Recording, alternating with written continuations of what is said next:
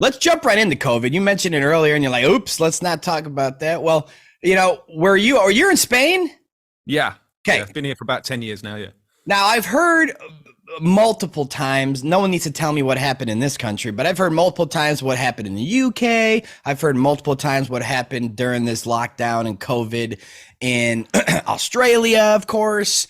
But I don't think anyone's heard nothing about Spain. How was Spain during all this? What was going on during the pandemic when it started? How were your neighbors acting? What was going on out there? Build a scene here. Well, it's difficult for me to build a scene when I'm kind of isolated where I am and I don't really integrate into Spanish society. I intended to when I got here, but the more I learned about society, the less I wanted to integrate into it. I started doing Spanish lessons for 2 years with full intention of, learning more about the culture. But then I kind of backed away, particularly with the COVID and everything like, because I saw so much compliance. It was so saddening. And a couple of songs came out of that, how pissed off I was. One of them being Television Watching News Believer, and the other one, Big Pharma as well. It was just like, I couldn't believe the compliance. I couldn't believe the compliance. I was nearly said globally then. I couldn't believe the compliance everywhere across the plane. Yes. It was just so shocking. And then it was no different here as well. I mean, bearing in mind, we don't have just the local police here. We have the civil guard. They are a branch of the military. So they have guns. So you've got to be a little bit careful. I mean, I refused to put one of them things on my face all throughout those 2 years. And thankfully, my wife was willing to take one for the team and go and do the shopping and all that sort of stuff. But you couldn't ride on a bike. You couldn't jog. You had to have a mask on. And it was like a scene out of the, the Twilight Zone. So you guys had masked police out there? Oh yeah, we had masked. We had gunned masked police. Oh God! See, this is the shit I'm talking about. I didn't know that. The worst thing when the pandemic started, I was in California, and I'm like, you know what? I don't think I should stay in California during this whole thing. I gave it a little time and couldn't deal with every store's like, can't come in without a mask. I'm like, then fuck off. So I'd leave. And I'm like, okay, what am I supposed to do now? So we moved to Nevada just for that year and a half. And Nevada was great. Vegas was great. No hassle, no mask, nothing. So it was crazy that a 4-hour drive, everything changed. Is that how it was in Spain at all? Was there a way? I mean, I'm not saying you wanted to relocate because of it, but was there some spots, as I'll call them in terms of America, the red zones, red states, it's whatever. But did you have that in Spain? No, because there's such a state propaganda here. It's almost like China in a way. It's like every commercial is state propaganda. If it's not that kind of propaganda, it's like pharmaceutical propaganda. Yeah. So, and everybody's here's got a television. Even if you go into the campo, like the countryside where it's really rural and that, they've all got television. So you'd go into the tiniest little place in the middle of nowhere, expecting to walk in and find a bit of freedom, and you go up to the bar and then they've got masks on. It's like, even out here, are you guys kidding? Like you just couldn't escape it. So for those 2 years, I was kind of like, right, I'm staying indoors. I can't go out there because I got angry. I ended up in arguments and shouting matches. So I just like, I can't do this anymore. So I kind of became a bit of I wouldn't say recluse. I was still going out, but I spent a lot more time at home because I just couldn't bear that world outside. I mean, I got very creative, so there's always a plus that comes out of that. But yeah, it was unbelievable to see in the most rural of places where people still in the countryside where there isn't a soul for miles. You'd see someone on a bike with a fucking mask on. It was like, dude, it's criminal. Hey man, I I don't know how it is there now, but I went back to California and I still see that, Alex. I still see what you just said. Is it similar out there now? Is it you're still seeing the same shit? Like you're like, really? It's rare. It's rare. You still see the odd person, and it breaks my heart. It's usually an old person that's got a mask on because they've been told that they're the most vulnerable, right? So the people that need their airways unblocked the most are the ones that are covering it up. So it's quite sad, and you almost want to go up and tap them on the shoulder and start a dialogue, but 9 times out of 10 they're Spanish, and my Spanish isn't great, and you just have to go, okay, it's not. I don't know. It's really tragic, but it is few and far between now. But they only have to put something on the television, some more propaganda, the next pandemic, which I believe they're talking about, and then we're going to have it all over again. You really think so, huh? See, I'm the type of person that what resonates in reality with me is I felt that a pandemic was coming once it started. There's a new virus. I said, oh, here we go. So I kind of sensed this lockdown and this new world order, martial law type of approach, which they, in my opinion, they failed. But at the same time, I don't see it ever happening again. You might disagree with that, but for me, I don't see it ever happening again because they already fucked up. They already showed their cards and everyone already flipped their cards over. Now, you might have a lot of blind people in every country that have no idea what even cards you're talking about. But there, especially in America, there's too many people that caught on to the plan and caught on to the bullshit and caught on to the vaccines, and so many people. Yeah, even in California, you would never expect that. But these small business owners out here, these are heavily blue voting, blue politic, blue everything in California. And they're the ones wearing 2 masks and taking their 2 shots in the beginning stages of everything. Now these same business owners that I see all the time, I talk all the time, talk shit all the time to them, and they always come back with, "I'll never do that again. It'll never happen again." They go, "I don't care if someone knocked on my door and said, we got a new lockdown, you got to wear masks, they're going to say, fuck you." And these are the people that you would never expect to act like that. So in my mind, that shit is there. That ship has sailed. Do you have that same feeling in Spain, or do you think Spain is easily manipulated enough to fall for another one? I think there's still going to be a bunch of people that are easily manipulated. I do believe that even though there's going to be a percentage of people that go, "No, fuck this, I'm not doing it again," I just think the elite will have the arrogance to fucking do it again. Let's just try it again. Let's really get in their faces and let's let them protest in the streets, because, protesting for me doesn't seem to do anything. It kind of just lets the elite know how many people they're pissing off. And when we had almost 1 million people in London marching down the streets, but nothing got done. It's almost like, let's do it again. Let's see if we can get 2 million to march. Let's see if we can get 5 million, and know that nothing ever changes. No accountability, no one in handcuffs. It's just the same totalitarian tiptoe, drop by drop by drop. So I do think they have the arrogance to try it again, but I know many won't be falling for it this time, but I don't know. It wouldn't surprise me. Let's put it that way. Yeah. Well, you have to understand that there's different, I'm sure there's different types of people in every country, different types of the mentality of even the conspiracy of the pandemic. So are there people in Spain that you've ran into, or that you notice, or that you could tell are awakened or understand this is bullshit? Is there any local little coffee shops you go to or anything that they know this is bullshit? Kind of like the same effect I had in California when I was talking to these guys and they're like, never again. Like, do you get that same sense out there? Or do you think that these people are waiting for the TV to tell them what to do next at all times? Yeah, the last one, waiting for the TV to watch it. It's a shame. There's very few. I've got a couple of friends of mine that own a restaurant there, but I don't know. I only know one restaurant that are like, "No, screw this. We want to take cash as well," because they're very aware of, the CBDC that's coming in and how powerful cash, or it's still a fiat currency, I understand, but CBDC is obviously another level of slavery that we've never seen before. So I know one restaurant, and I go out to eat probably once a week, and I try different restaurants. It's one good thing about Spain is the food is great. So, and I don't see that. I just don't see an awakened community. Every restaurant I go in has the fucking QR code to scan the menu. You can't even have a physical menu anymore. It's like, oh my God. I ditched my smartphone, so I have a dumb phone. It's like a walkie-talkie for emergencies only. So you go into a restaurant and you've got a little QR code. I'm like, come on, man. And I see it in every restaurant. It's just... that's what we're dealing with here in Spain. They're so compliant. It's bow, scrape, and bend over, and harder, daddy. It's frustrating for someone like me, Well, you've been there a while now. You don't see yourself going anywhere else for a while, right? Do you ever feel like you want to get out of that country?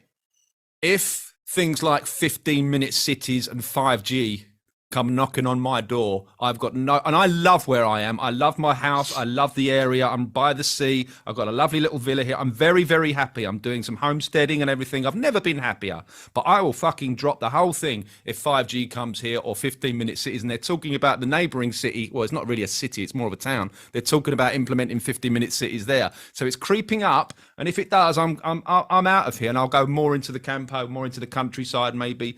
I don't know. The wife and I have even spoke about Mexico. Yeah. But that might be, further on in the future when, her parents are gone and all of that kind of thing. But, I moved from the UK to Spain. I've got no problem like going to different countries. I'm not scared of that kind of thing. I'll set myself up somewhere else. It's not a problem, but hopefully that won't come here. But, you have to be aware of what the enemy's doing, right? And if I all of a sudden get 5G lampposts outside my house, what do? I take a chainsaw to it or I move. I'll give you a good piece of advice for 5G towers. As far as my research goes, the only thing you need to dismantle that, meaning make the phone company come out and replace it, and you could just do that once a week, and eventually they'll probably relocate the tower at that point. But it's lead. If you had lead paintball bullets, just lead inside the bullets, and you do at that tower, and those lead bullets hit the tower, she's gone. Yeah. As far as I research. So okay. Just keep that in mind, especially if World War III breaks out and 5G's cranked up. Everybody have their lead bullets, and you guys can survive. So as far as I know, I could be wrong, but a lot of the research I've done, the lead, I don't know what it does to the actual technology, but it destroys it almost on sight. So, well, it'll be a good chance for me to practice my aim, won't it? I mean. Hey, I'll be like, hey, man, be the first one to go see if that shit works. But I would like to do some testing with that. I just don't want to go to jail. That's all. But I would love to do testing. I'm all in favor of, action, and I do. There is always a smile on my face when I see people ripping down CCTV cameras in China. Yes. I'm like, go on, lads, go. But like you say, you're playing a risky game there. But if there's probably smarter ways to deal with that. We need more hackers in this movement, because you could hack into that shit and just switch it off. Yeah, I always thought about the hackers. It's like, where are the truther hackers? Let's hack. Yeah. I always say, like, downtown LA, they have these big buildings where they have, like, it looks like it's not even a projector. It looks like it's some sort of digital feed that's shining on the building itself. It just seems like it's not a projector. It probably is. But it's like they have these LED screens on windows and they're all connected, and then they show you like an advertisement, right, or something. And I'm always like, there's got to be a way to hack that and put like Level With Me out now. Exactly. So that'd be immense. I mean, think of They Live, right? Where they hack the feed and everything. That's what we need to do. If we can get someone to hack a mainstream television source, can it be that difficult? And then just pump out just truth of content just for 24 hours. That would change the world. It would. Well, I'm sure by the time someone hacked into, like, say, a CNN news feed and did something, within a few minutes, they're shutting the whole channel down and they're recycling their security measures, and they're gonna, come back on the air and say, whoops, sorry about that. And then we're locked out again. So I'm sure that they're on their game with that. But again, with hackers, there could be one of the greatest minded hackers in the world, and he's on our team. That would be huge. So if you're a hacker, please email Alex. Michael, what's your email? Just kidding. No, it's a great idea though, man. I feel like that's one thing we've never seen in all of this truth movement. And I would say since 2014, 2015, the truth movement is at an all-time high, and we've been marching ever since. But we're the hackers. You're right, because that could do a lot of damage, man. That could do some shit. I mean, imagine live in a digital world. Everything's digital. All information it's all there. I mean, I'm watching at the moment on Netflix. Yes, I do like to blue pill at the weekend, and I watch a bit of Netflix. And I'm watching currently something. It's about 10 years old. It's called Person of Interest. I don't know if you've seen that, have you? And it's all about this machine that I haven't had Netflix in 5 years, boss.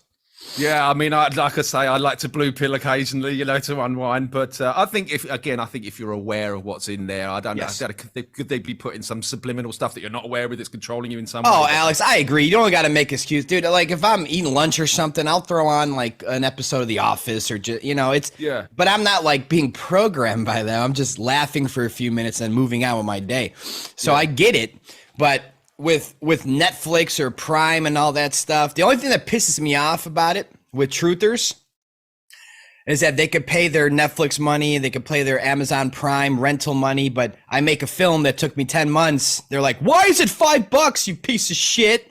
And Oh, I'm dude. like, you just rented a Hollywood movie while you said that. You're supporting Hollywood at all times. And here I am. They're like, oh, you piece of shit. I'm like, oh my God, man. Hypocrisy. I had one comment today, music should be free. Like, I was like, dude, you wouldn't say that if you knew how much fucking work goes into making music, let alone making a music video to go with it. It's like, how do you expect? It's like an electrician turning up to do some work on my house and me saying, you should be doing that for free, mate, you know? Yeah, because energy is free if you think about it. So you actually have a better reason to tell that electrician that this should be free because energy's free. Right? I mean, it drives me mad. I know exactly what you're saying. That is such a psyop. The truth should be free. We're some of the hardest working people and most passionate people in the fucking world, right? So and again, truth is the most valuable thing in the world. Yes, and that should be free. It boggles my mind and it pisses me off. Here's the thing. In reality, the truth is free. But it's the process of everything that goes into what you're doing for the moment. If I'm just, making blogs, chapters about truth stuff, and I type a little blog, 1 hour a day and throw it on a website. Yeah, that should be free. Why are you charging people for that? It's just your thoughts. You're putting it down. But when you're traveling, staying in hotels, car rentals, trying to cover whoever you're visiting, cover their meals, your meals, equipment rental, upgrading, software, hardware, distribution, marketing, none of that's free. No one would even know what Level With Me was if I didn't have some help. There'd be no way. I couldn't even go fly somewhere to film someone without help or upgrade anything without help. So it boggles my mind. I always bring it to my friend Mariam Haneen, who's a director who made Vanishing of the Bees. Netflix banned that, but she told me that Vanishing of the Bees, the budget was over $1 million. She's just an independent filmmaker like myself. I go, $1 million? I was like, holy shit. And she's like, yeah, that was barely enough. And I'm like, dude, I just made a film for $20K. I mean, I spent more than the GoFundMe. I had to spend way more than the 20 that came in, but it's just the point of $1 million, and she was still struggling. How did I pull this off? I always pat myself in the back. Like, if I could do it for 20, 30K or less every year, I can make a film every year. But my issue is I'd like to make 2 films a year. But man, I don't want to hear this by asking twice in a year for help. It's like, I don't know. Until I'm a successful filmmaker with millions of rentals and downloads every month or something, I can't afford to do another project without help. And that's the issue. And, when people support my work or they support your music, it's only going to help us put more into our work and our music. It's not like we're taking that, we're buying a Ferrari and we're retiring now. And we just, this was just a project to make a quick buck. That's never going to happen with me. And that's why every year I turn my film project into a standard definition version and I give it out for free. Name the last filmmaker that spent a whole year traveling and making a film and said, you know what, I'm going to release it to the public for free. It's like, no one would do that. No industry, no movie company would allow that. Yeah. Maybe 2-3 years later, they would allow a free version, but not right away. I'd do it 30 days later and I still get shit. It's hilarious. Dude, it's same thing with me. I've been doing this for 6 years. I still can't make a living out of it. Not quite. I'm almost there, but now they've dropped the fucking physical CDs. It's like I'm struggling, and I've put 6 years into this, and I've not got back what I put into it. I'm barely paying the bills. It's like, yeah, my computer should be free. My guitar should be free. My website hosting should be free. My Logic software should be free. It's like, it's. We just don't live in that world, do we? But 6 years I put into this, and no one works harder than us. No one's more passionate than us. And to say you've got to do that for free is, it's astounding. It's mind-boggling. But I will say this: most of the people in my audience, they did support. They did want this out. They said whatever it takes. And then towards the end of the budget, I was behind. And I couldn't do even the Florida trip. where we went to NASA with Justin and Austin, and Justin talked to the astronaut face to face. That whole scene, that Florida trip was never going to happen. But luckily, Tanner Stewart, Flat Earth Millionaire, he noticed the GoFundMe was slow towards the end, and I couldn't do a few trips. He just put $5K in there without even asking me, and I would have said, "No, dude, why are you doing? Like, I don't expect that from you. You're my friend. You're not anyone else in terms of anything. You don't have a responsibility for that just because you're Flat Earth Millionaire. You don't have to do that. It's not." And he's like, "Yes, I do, because it wasn't going to be done without it, and this needs to get out. This needs to happen. So it's just money. Who cares? Just go get this project done." So that was a blessing. So shout out to Tanner, and that's why I labeled him the EP of the film. That's a huge chunk to donate. So yeah, if only we had more like that. If only we had another 100 Flat Earth millionaires, because that's what we need. Again, we need the funding, don't we? Because that's what it all boils down to at the end of the day. This stuff, to get this stuff out. That's why I'm kind of in favor of corporatizing sort of Flat Earth in a way. People will often criticize me for having my books on Amazon. Don't you know Amazon are the devil? And you got your music on Amazon. You're fighting the system, yet you're using the system. I'm like, dude, I'm all in favor of conscious material on Amazon. That's where the normies are. That's where the normies hang out. They're the people I'm trying to reach. If you go into Amazon and you type in homeschooling book Gravity, guess what book comes up first? Mine. The children's book, Don't Believe in Gravity. That's the reason I'm on there. When people want, healing music, my stuff's on there. When, normies will accidentally find my stuff on Amazon. It's like trolling in a way. It's like a Trojan horse, so I'm all in favor of that. But me too. I'm all in favor of that too. How else can you get it to the masses unless you give it to them the masses way? This is how the masses search for things. And this is why I converted into, instead of like little 20, 30 minute free YouTube clips of flat earth stuff that no normie will ever stumble upon. But normies will stumble upon My Movies Plus rentals, Vimeo rentals. They'll stumble upon it. So I'm like, you know what? Cool. $5, rent it in high def. And people are like, normies aren't going to watch that. They're not going to pay for that. You better put it for free. I'm like, really? I said, if you only knew the emails I'm getting, the DMs I'm getting, the new followers on Instagram I'm getting that are saying they literally stumbled upon the film, whether that's Vimeo, they're Vimeo people, My Movies Plus, best app in the world, by the way, but My Movies Plus, watching films.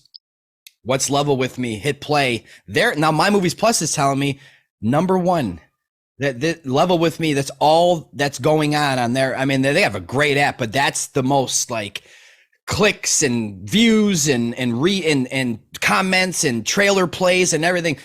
These are normies, most of them on that app, right? Yeah. So it's like, what are you guys talking about? That we are reaching normies. This is how we reach them. You know how we reach them?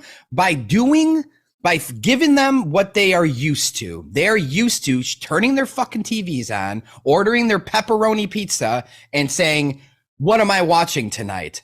Oh, $5, $10, $20, Prime especially. You can get a $20, you pay $20 for one thing. So they're used to that, hitting a button and going, okay, let's enjoy. And now they invested their money into something. They're more locked in.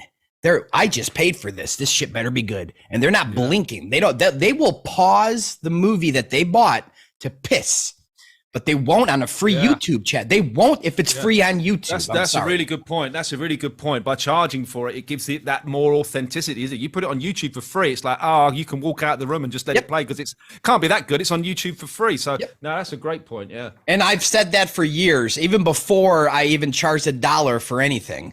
I said that I go, there's got to be a hang up. Why am I felt like I would make flat earth stuff, Alex, and only my flat earth community would say, great job, Hibbler. This is epic. I would read the comments from back in the day. I go, am I not waking anyone up though? These are just my own people, which is great. I love my community, but what am I doing? How am I affecting the people that I want to affect? I felt like I wasn't. I felt like there needed to be a new strategy, which is why I do trailers for my films now and make a Hollywood-esque trailers because that's what the people are used to. Do you know how many heads I turned with the Level With Me trailer because of how it was done and the flashes? And it's like, dude, I don't, you know what I mean? DMs I got, I don't know if the Earth's flat. I think it's kind of ludicrous, but that trailer, I got to watch this. When's it coming out? And it's like, yeah, well, this is how I'm doing it. Every year it's going to be a different vibe, a different feel. It's not going to feel like last year's. And I'm glad you gave it that authenticity with the song, right? That the track Level With Me. It brought this is for me with that song, man. I love ODD TV. I love especially Level, when he made Level, the initial single last year, Next Level. He was doing something and real busy and he couldn't do anything but an instrumental for me. But this year it's like, it has a similar approach, but it's different because I feel like people with that song you made, it's such a hit sound. It's like a hit. And it makes me feel like, dude, like for a normal person watching it, they really do feel like it's a real movie coming out. Like that's how it felt. Well, it definitely gives it more of, you know, when you've got something that's really as punchy as that and really well produced at that, it's like there's a professional track associated with this film as well. It just adds that little cherry on the top when you get to the end. Fuck me, it's a really good track as well, you know, so it does bring something to it. And it is punchy and it is, you know, a little bit heavy in a way. And the lyrics, I think, you know, speak volumes. You are not an animal spinning on a water ball. Is that what you really thought? You know, come on, come on, level with me. So it's kind of my favorite part of the movie is when the credits roll because that thing punches in. That's a big diss. No, I'm just playing. But you know, of course, yeah, it's my music. I couldn't wait. Of course, the movies are brilliant. The three. I was going to ask you, are you going to stop at 3 or are you going to continue every year? Or you know what? I can't give any spoilers of even the idea of next year's film, but I had a long conversation with Eddie Bravo and I got this idea. Maybe I'll tell you off the air.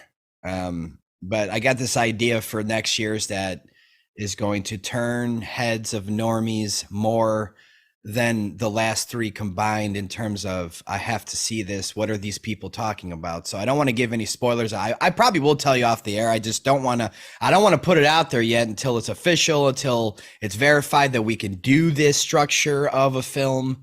But I'm excited for next year. I'm just trying to take maybe another month off, man. My neck, my back, everything from the last 10 months is brutal. Even doing the show sometimes, like So I gotta I tell you, I have to have months away from the studio because I get the neck and the shoulder problems. It's that intent concentration that you put in. I'm like tensing up. I'm not relaxed when I'm working. I'm putting all of my energy. Like I'm so passionate that it tenses my neck up and shoulders, and I have to have chiropractic and massages and that kind of stuff, and it's just like it's the price to pay for a sort of authenticity in a way. We're stuck to these screens and in our chairs, like really just wanting to get this message out, and it can become quite physically harming. So yeah, I don't blame you for taking some time off because that's what I do. I go in full creative mode, and then it exhausts me because I poured my heart into it, and I have to step away and go and work in the garden for a good 2 or 3 months before I can even contemplate my next project.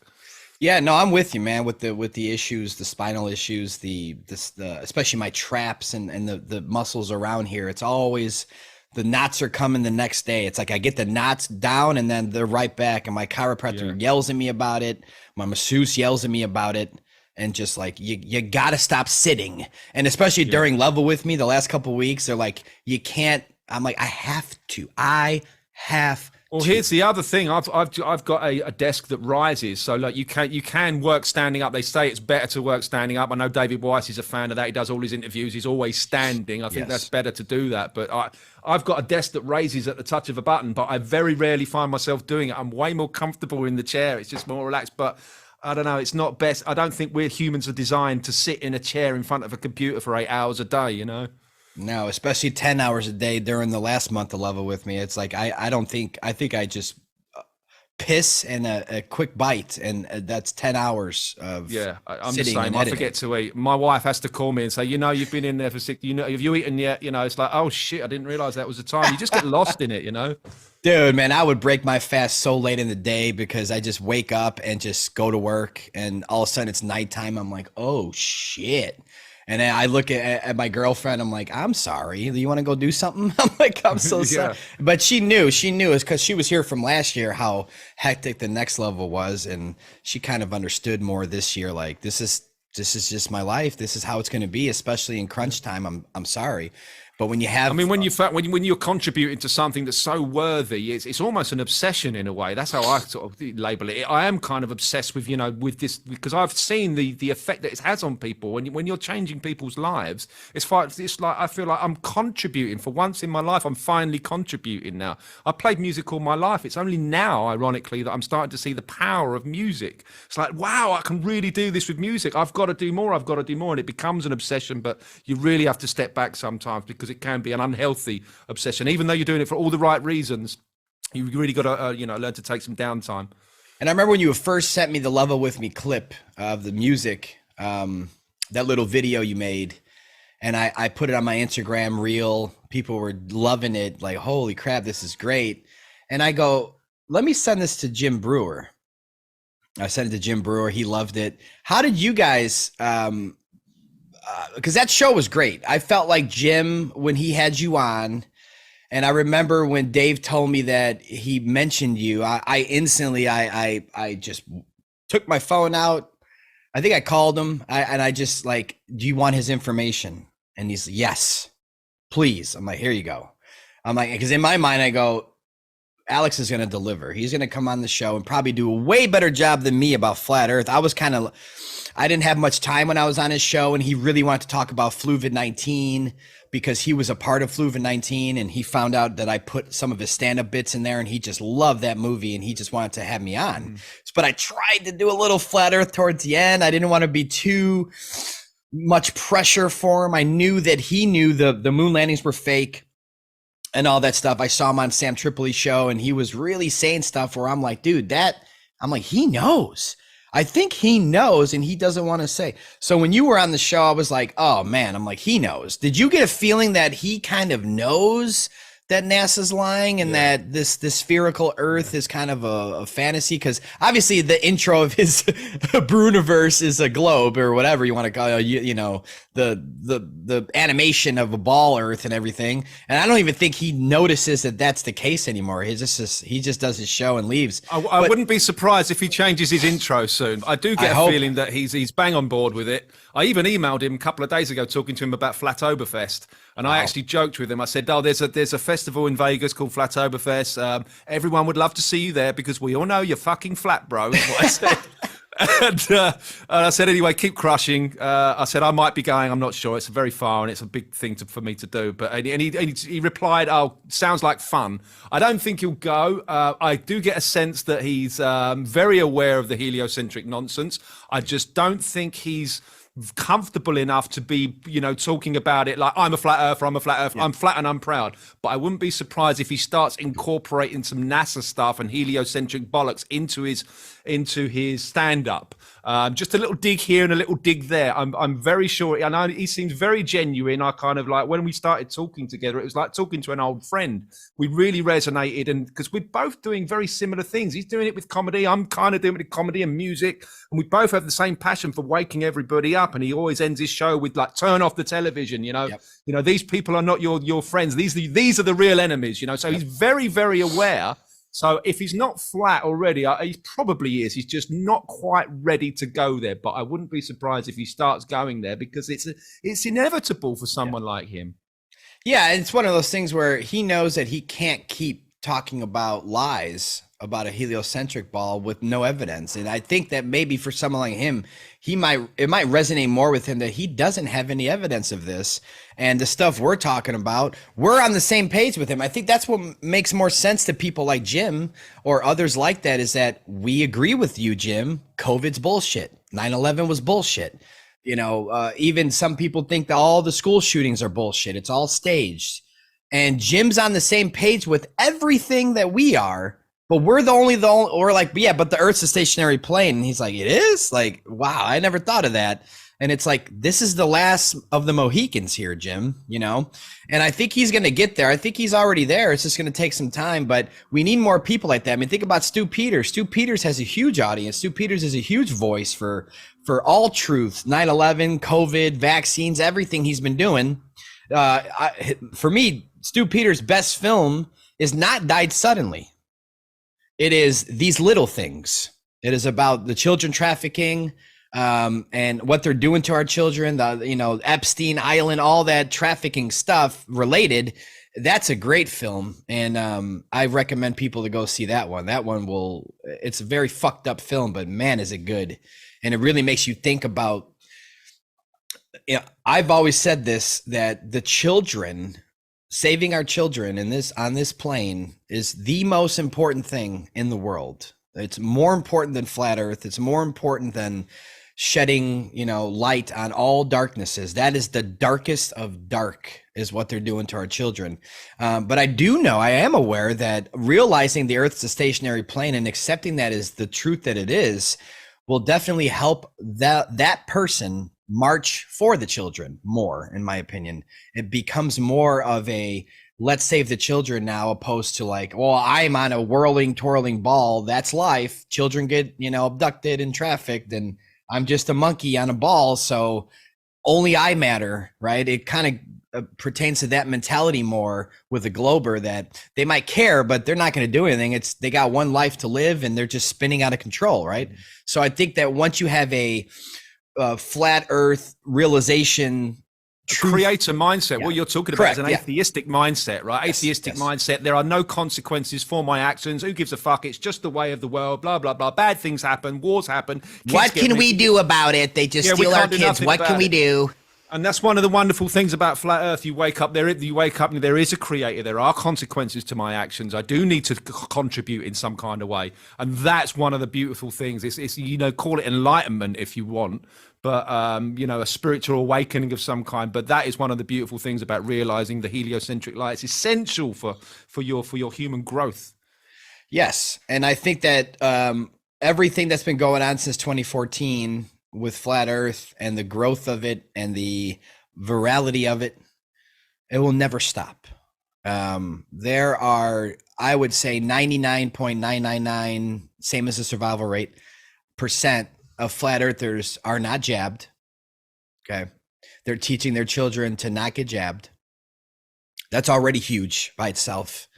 And then you got all these flat earthers, every single person that's awakened to the true, even though we don't know everything, we're trying to figure everything out, and we're trying to come up with ideas, conclusions. It's hard to come up with, like, what's your model? Like, I was on Sam's show, Sam Tripoli's Tinfoil Hat, yesterday, and I have a good announcement about it.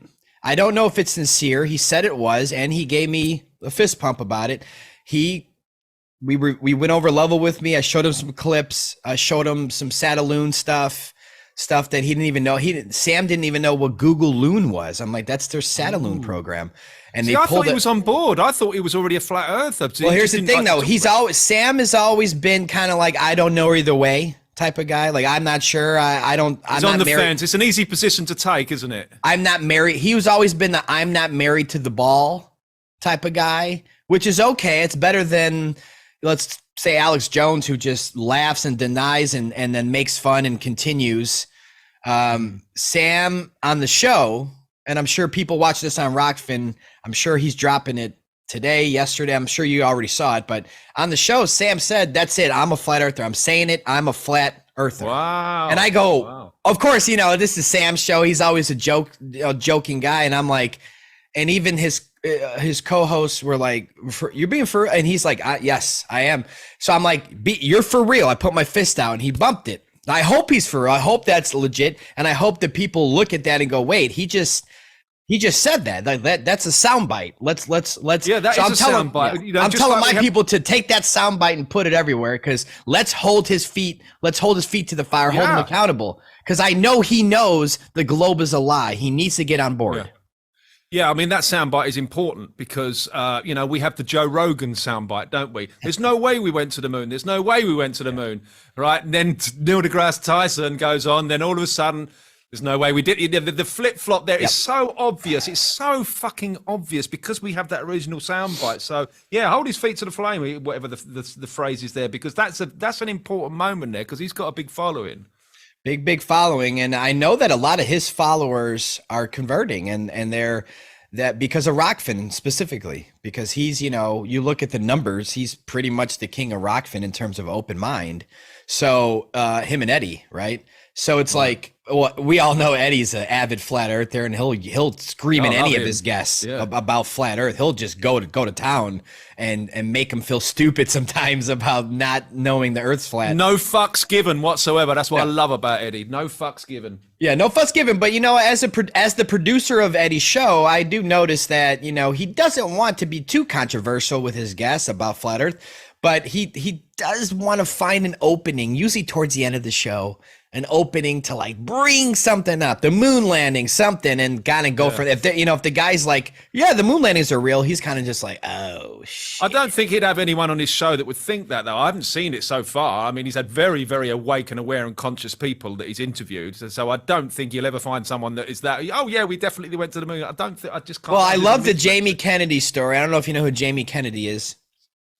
Jamie Kennedy had a show for many, many years called the Jamie Kennedy Experience. He was in all of the, what was that trilogy? Scary Movie? All the scary movies, the comedies.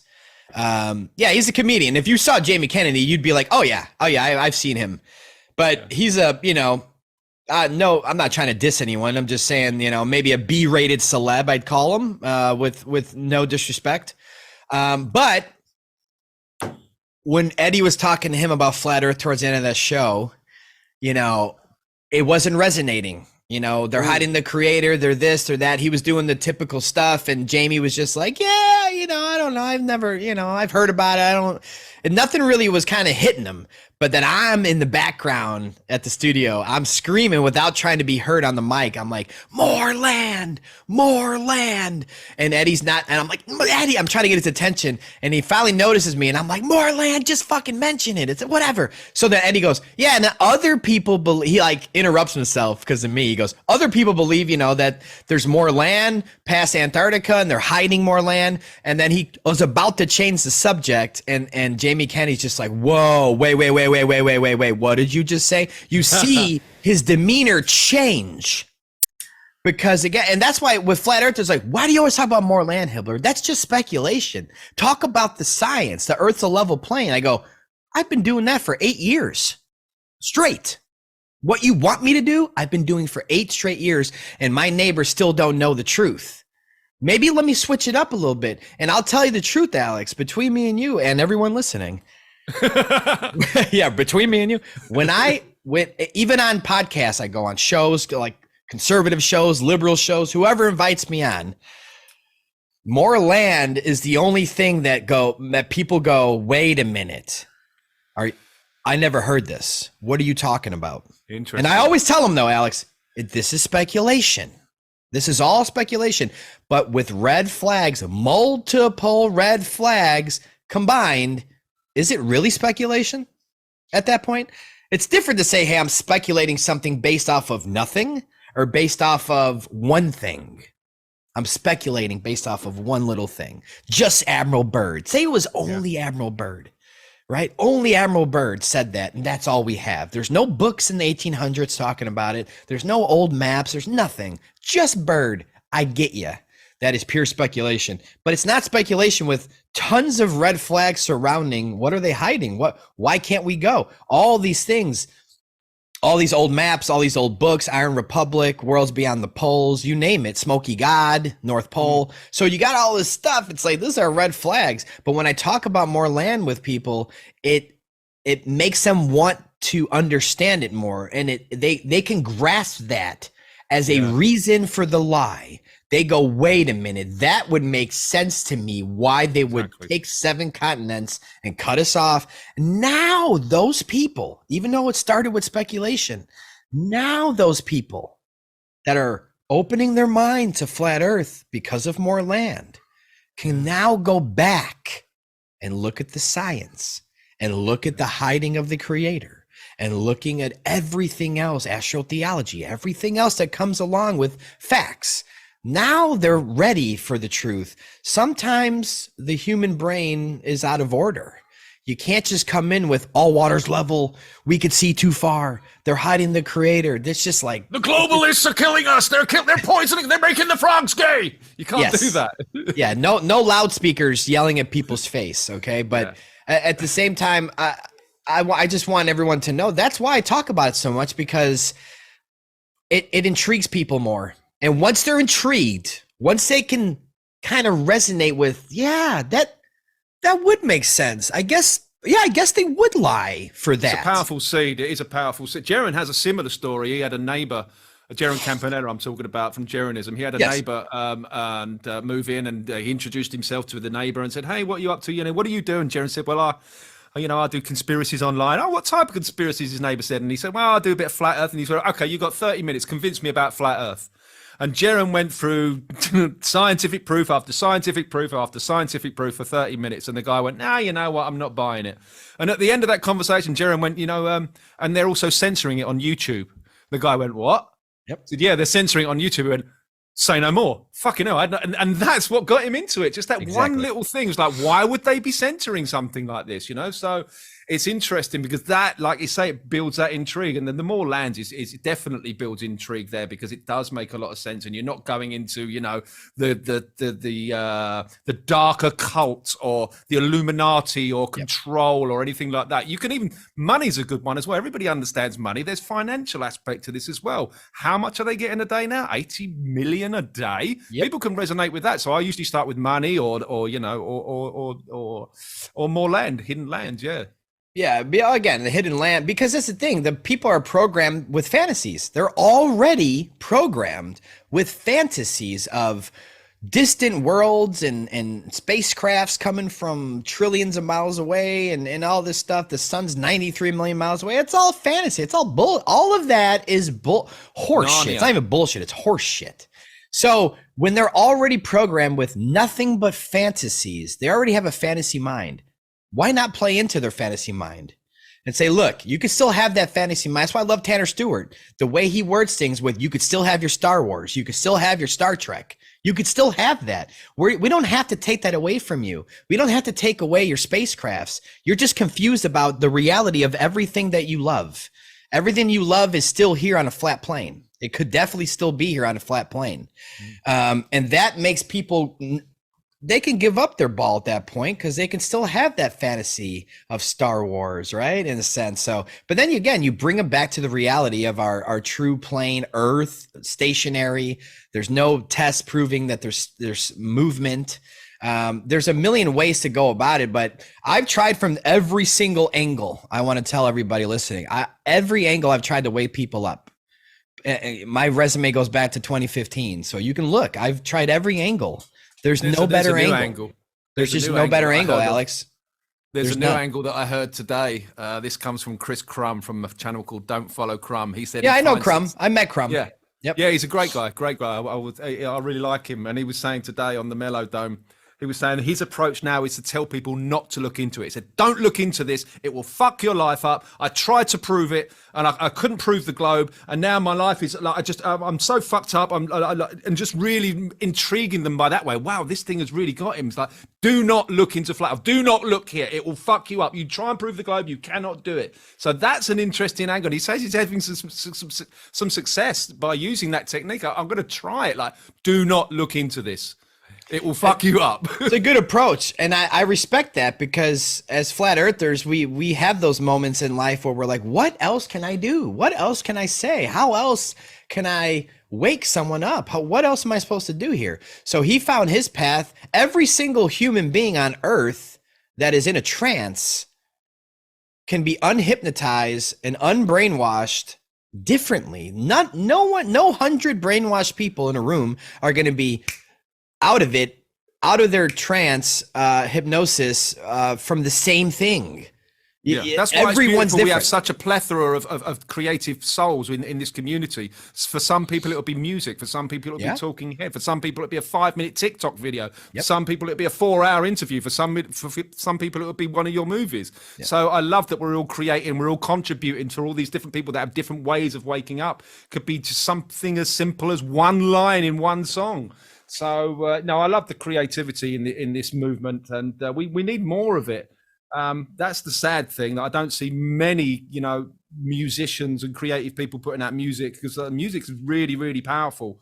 But there's some music out there. I've never seen anything that's really blown me away. And there's a couple of 3 tracks that I really like. But I mean, I'm always going to have a love affair with the music being the thing that can wake people up, and I know it can. So I want to see more of that. You want to see more filmmakers, And yes, no, I agree. There needs to be more musicians like you that are putting truth out there. Have you ever made a song, or at least attempted in your mind to, like, maybe I should make a COVID song, an anti-COVID song, or do you look at that as like they'll just cancel all my shit by coming out with anti-vaccine? Well, I kind of did. I did a song called Big Pharma. It was really not about COVID. Well, it was kind of about COVID. It was about Big Pharma and the vaccines, and I put in some lyrics there that I thought would avoid the algorithms, and it did from an audio standpoint. But the visuals I was displaying were like vaccine injuries, people shaking in their beds, and it was quite horrific, really. And that video stayed up for about a year, and then YouTube took it off. So I think there wasn't an algorithmic element to that. I think somebody complained, so there was definitely a human element to that. So then I had to re-upload it to the channel again with all the bits blurred out and pixelated, and the uncensored version still on my website. So you got to be a little bit careful with the music, but as long as I can, I might continue to do more comedy stuff, because I can get away with more with comedy if you say it with a nudge and a wink and a laugh and a little catchy chorus and a funny hat and a pair of shades or whatever, or just become a character. Then those people that just think it's a character in comedy, like Jim Brewer's audience, some of it just say, oh, it's just comedy, he's just joking about that. Those are the people I don't want to reach. They'll enjoy it on a particular level, but I know the critical thinkers will see, holy shit, that makes sense. That makes sense. Look at the visuals there. It could be just one little seed. Like, I have referred to my albums as bags of seeds. Like, this album is literally a bag of seeds. It should wake up, even a sleeping elephant, really. But there will always be that class of people that would just see it as a catchy song, or But we can't wake up everybody. But I think we're doing a damn good job of it. Yeah, man, and you're doing a great job of it. You just got to keep rocking and rolling. Are you working on anything in the near future? Do you want to talk about? Well, I mean, on that vein, I've done so many songs where I've tried to wake people up. Look what's happening. Look what's happening. Like real, like quite disturbing visuals. This is what's happening. This is what's happening. And so I've got a catalogue now of all of these songs, like wake the fuck up songs. They basically are all seeds. Now, do I continue to do that with song after song after song after song? Or am I kind of flogging a dead horse in a way? So maybe I might be taking a little bit of a direction musically.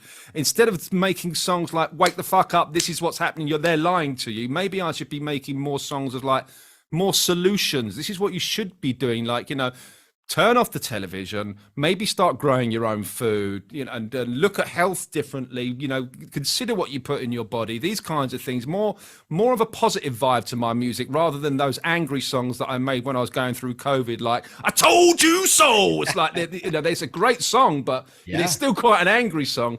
So I'm kind of chilling out a little bit and mellowing out a little bit. So in the future, I might be making more songs that, I don't know, a little bit more of a higher vibration that offer more solutions. That would sure. I'll give you some of just artist to another artist's advice on a mission of a song. And for me, it would be that we're winning this war. To me, there's nothing more powerful than having consciousness here that we are winning this war. And you could take that how you want and word it how you want and utilize that how you want. I get no credit. I don't want any credit for that, but I would pray and hope that there is a song out there. I know Jimmy Levy made something similar to that, or there's maybe a few others, independent artists that will go out and make songs like that. But I feel like we need a chant.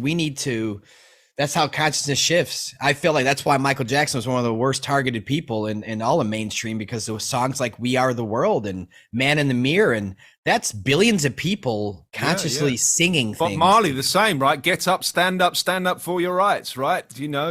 That, yeah. So as soon as you start to put out messages of peace and love and Yep. unity, and you have an influence, then there's a bit of a problem there because you do become a bit of a target. So Yep. is that a worry of mine? I don't know. I don't think I'll ever get, ever have that much influence. But it's always in the back of my mind that if I start singing about, all you need is love.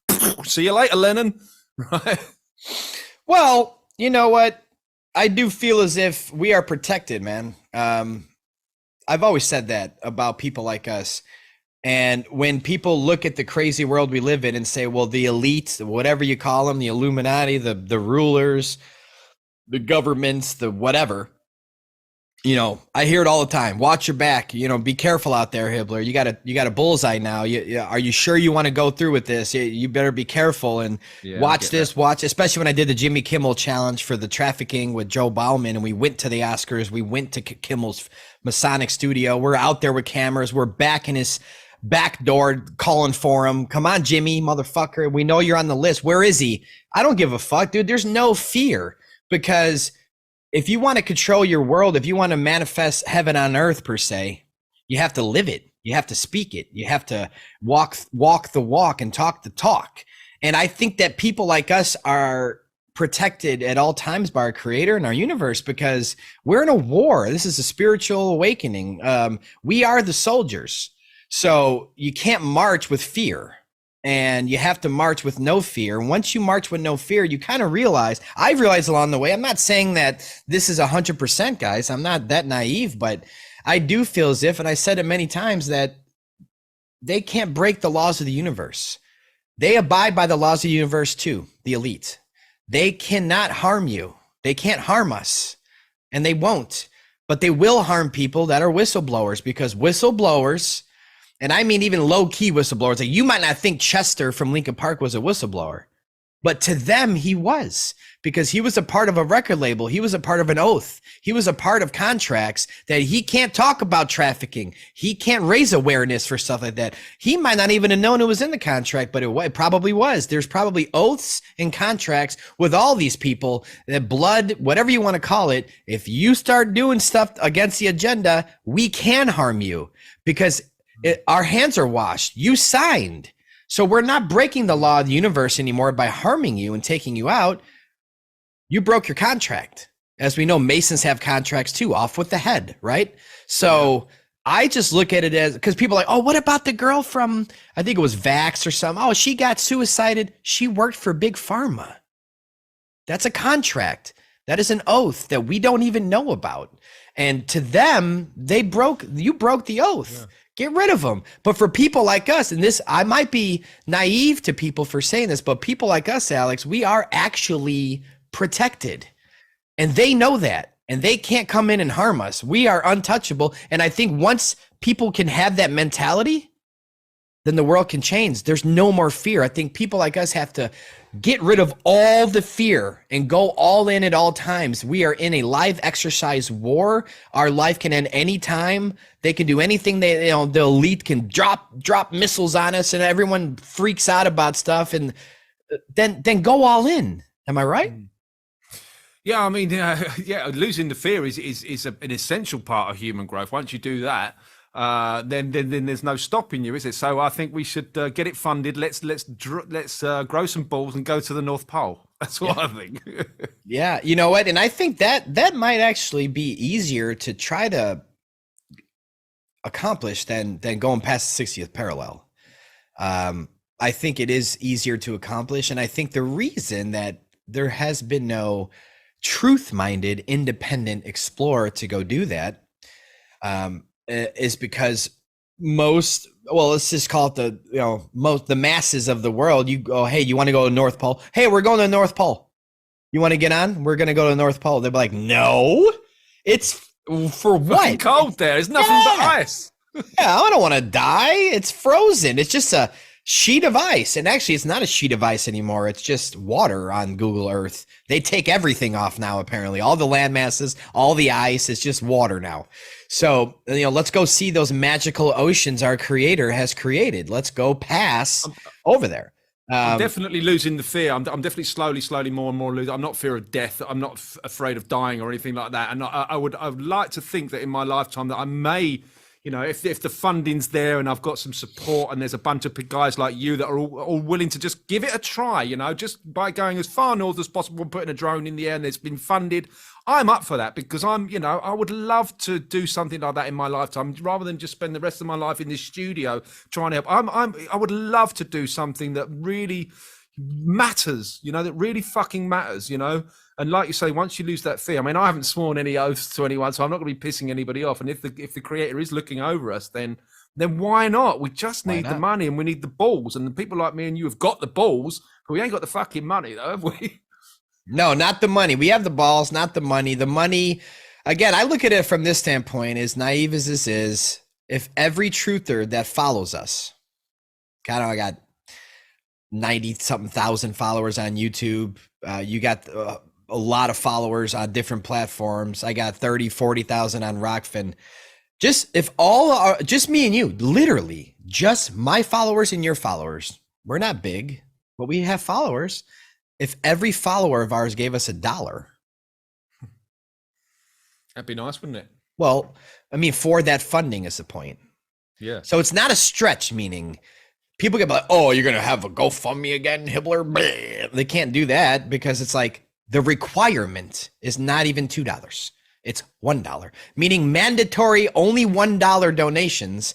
I think we get over 100,000 of those people based on just our audiences alone, if we could set something up that way. But I do think it's possible that us in the community can get together and raise awareness and ask for, again, when I do it that way on purpose, because no one's going to hurt from the dollar. $1? You know what? If you can watch our stream that we're asking for the $1, that means you have an internet bill. So that means you probably can afford one more $1, because if your internet bill added $1, you wouldn't even notice and you'd pay it. So there's that extra $1 for us. But my point is that if we can get it together where everyone can donate, there's definitely a way. We'd have to, I mean, I'd like to, include Dave Weiss in this because he's got great ideas with stuff like that. And there's Eric Dubé, if he would do it and help. I mean, anyone that would want to be involved with something this life-changing can be involved. I know Santo would do anything he could to be involved. Yeah. So, I feel like it's very possible. I think it's a good idea. I'm glad we talked today because, I'm going to probably, as soon as I'm off, I'm going to look at, what's the most northern destination? What's the most northern hotel or Airbnb, anything. I don't know, Norway. I don't know where it would be. It'll be interesting to see just going there as well and just finding out the general vibe of the place. If there's any folklore about people actually trying these journeys, because that sort of stuff will get hidden. Just going around those places and talking to people to see if there is a kind of, a mythology about, people that have tried it or just going there and getting a vibe for the place would be a good idea. Just doing a recce or whatever, a recreational, and just getting a vibe for the area and seeing if it is possible. And just, I don't know, it is a fantasy, but I would love to be a part of something like that. Even if I can just be a part of the soundtrack, I'd be happy. No, I won't let you settle for just that. You got to come. But I'm coming. I do think that in terms of, I keep saying GoFundMe, everyone hates them, crowdfund, whatever the new one is. In terms of a crowdfunding process, I would say 3 to 4 drones, and then the flights and the hotels and whatever. You got to find a drone that can go. I mean, can we get a drone that can go 1,000 miles or? That's my point. That's the difficult part, and losing that drone 1,000 miles later, and can never return, or they shoot it down. There's someone over there. We need a kamikaze flat Earth pilot. That's what we need. I do know a flat Earth pilot. He was going to be involved in level with me, and the universe would not allow it. They wouldn't allow him to go up. Every time he wanted to go up and film for me, he would schedule it. He'd go there. They'd say, sorry, bad weather today. See you next week. It happened 11 times in a row, and he couldn't do it. But we're planning for next year to possibly do something. But I know that he'd be down. I'm never going to say his name because of just privacy. But in terms of reality, I know he would be down to help. That's all I'm going to say. I know that he's a fearless man, and he wants to change the world. Doesn't mean that by being anonymous, you're not changing the world if you're anonymous. Yeah, you can. You can still change the world if you're anonymous, and he would help is the point. So there you go. We got a pilot. I know he's got a 4-seater, 5-seater at least. So it'll just be a couple of us and we'll go. But in terms of my research, I don't want to be magnetically sucked into a mountain. So maybe not. But I think if we do our due diligence, and the flat earth community is a giant one, we could find an actual strategic way to figure that out and go do something life-changing, groundbreaking, just change the world, man, by some footage. I'm excited just at the idea of it. And even if it just becomes a journey to like the most furthest northern land you can find, just to get a vibe and just the sense of, and trying to map it out in some kind of way. It's going to take a lot of research, but why can't we start here with just this conversation and get that fire started? Because there's something there. I'm convinced of it. There's something there. I'd love to see it in my lifetime. I really would. It's something I want. It's my bucket list. It's something I want to see before I die. Even if it's just the northern lights from a distant perspective. I would just like to get that close to know that there's something magical and see what I feel in terms of energy, in terms of, in terms of divinity, in terms of enlightenment. Just getting that close to what I believe is a divine place would be something magical to experience, and I would love to have that on my bucket. I would love to tick that off my bucket list before I go. So maybe when I'm starting to age a little bit, I'm like, now's your time. Now's your time. And as we both know, God works in mysterious ways. So who knows? I look at it like this: like when me and Tanner went to the Scientific Balloon Center, that was random. We drove. We knew they were in Palestine, Texas. We drove there. Well, we knew that they're not launching balloons this week. We looked on the website. We knew there was nothing going to happen. But because we went there that day, that time, that moment, and we were going to go the next day is the point. Now we had a beeline, we befriended that guy and got some information out of him. That would have never happened if we didn't leave at that exact time and we didn't show up at that exact time. So I don't look at that as coincidence. I don't look at going to Florida and it just so happens that today there's an astronaut sitting down to talk to people. And I'm like, oh shit, Justin, let's get mic'd up. Oh shit. Yeah, it's the universe. To me, man, there's no coincidences with that. And the point of me bringing those stories up is you get all of us, or even a handful of us, to the North Pole or to the closest hotel we can and figure something out. I do believe and feel now speaking, that the universe and our creator will lead us to something. There will be something there for us to go and figure out. And I think that the creator would help us get to that point because we're soldiers of the creator, right? We're soldiers. We're doing the work in human form to get this world out of darkness and shed light on the world and bring beauty and heaven on earth again.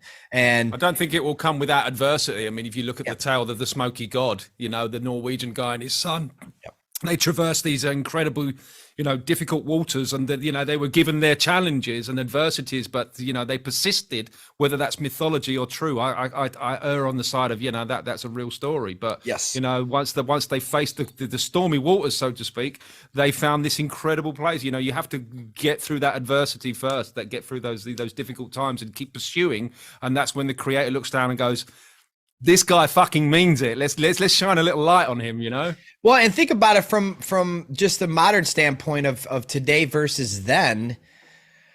There's no way someone's going to tell me that otherwise. We have better boats now than Smoky God did, right? We have better technology in boats and safer boats and faster boats and boats that can handle more.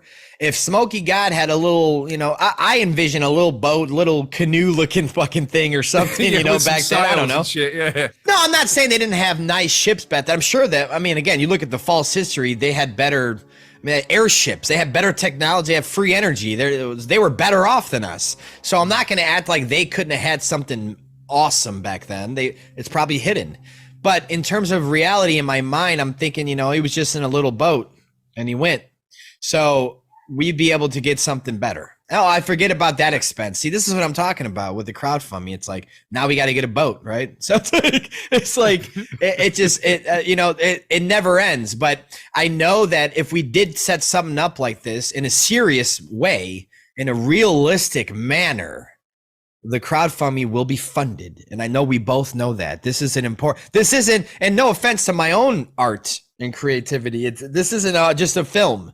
And I appreciate every donation for a film, and films are important. And that's why you guys helped. So the only reason it got done is because it's important to get these films out. So $20K for a film, I appreciate it. But, this would be a huger, way bigger budget. But I do think it'd be met with more grace than even a film. Because this is life-changing, monumental. Holy shit, guys, they're going to go try to do this. I think everyone could give $1 at that point that gives a shit. And I think there's millions of people that give a shit. So I'm going to end on this. Alex, I want you to tell my audience where they can find you, where they can follow you, where they can support you. All right, thanks. Yeah. Well, my online handle, if you want to call it that, is Conspiracy Music Guru. 3 words, Conspiracy Music Guru. I know it's a bit of a mouthful, but it does kind of describe what I do. Guru really means teacher or guide. I'm kind of guiding people through the world of conspiracy using music. It's that simple. I do so many different genres of music as well. So it's not just country. There's reggae, there's folk, there's blues, there's heavy metal. I've covered so many genres, and I want to do more. So if you go into YouTube and type those 3 words in, Conspiracy Music Guru, you'll find my videos. That's a great place to start because you'll see all the visuals and they're very entertaining. And if you want to look further into what I do, look in the description. You'll see all of my links. So 3 words, Conspiracy Music Guru.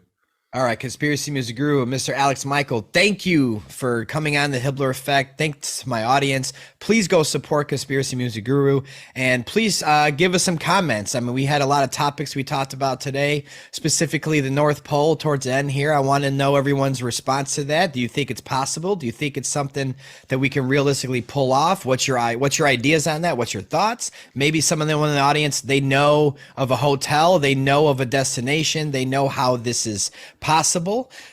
Please shoot me email or DM or just a comment on the Rockfin here about your thoughts on that. But I want to thank Research flash.